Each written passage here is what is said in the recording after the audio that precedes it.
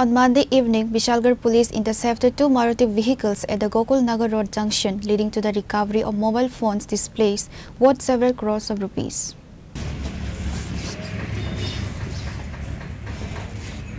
On Monday, Vishalgarh police intercepted two Maruti vehicles bearing registration numbers TR01AF 0447 and TR01AN 0259 at the Gokul Nagar Road junction.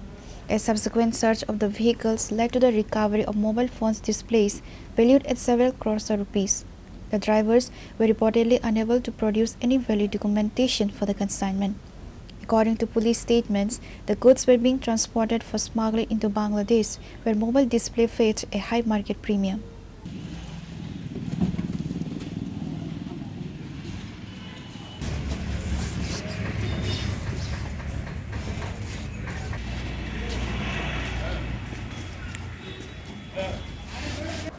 আমরা গতকালকে আমাদের SDO সাহেব বিশালগড় এবং বিশালগড় থানার যে 114-25 এনডিপিএস কেসের আয়ু সিকিউরিটি ইনফরমেশন আসে যে ওই কেসের একজন আসামি সুমন বিশ্বাস যে দীর্ঘদিন ধরে পলাতক ছিল, তাকে কালকে বিশালগড় গোকুলনগর রাস্তার মাথা এলাকাতে মানে ঘোরাফেরা করতে যেমনভাবে সোর্স মাধ্যমে খবর আসে, এই খবর পাওয়ার সঙ্গে সঙ্গে এসডিপিও এবং আমাদের আয়ু এখানে রেড করে এবং তাকে একটি গাড়ি সহ আটক করতে সক্ষম হয়। পাশাপাশি আরেকটি গাড়িও আমরা আটক করি, যে দুটো গাড়ির মধ্যে আমরা দেখলাম যে এগুলো আমাদের কিছু মোবাইলের ডিসপ্লে, এইগুলো আমরা আটক করি। পাশাপাশি আমাদের যে পুরানো একটা এনডিপিএস কেস, ওই কেসের আসামিকেও আমরা অ্যারেস্ট করতে সক্ষম হই, যার নাম সুমন বিশ্বাস, বাড়ি নেয়ালচন্দ্রনগর।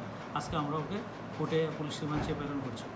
মোবাইল ডিসপ্লে কি মানে কোথায় নিয়ে যাওয়া হচ্ছিল? এগুলো তারা বলছিল কমলেশ্বর নিয়ে যাবে, তো এগুলো আমরা এখন আপাতত 106-এ আমরা সিজ করেছি এবং ইনকোয়ারি চলছে, এগুলি কোথায় থেকে নিচ্ছে কোথায়। আনুমানিক বাজার মূল্য কেমন হতে পারে? বাজার মূল্য ঠিক আইডিয়া নেই, তবে 10-15 লাখ টাকা মতো হবে।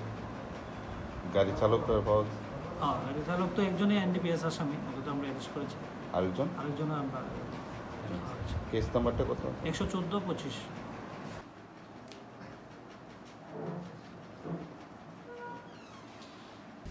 Pure Report, Chini Khorang.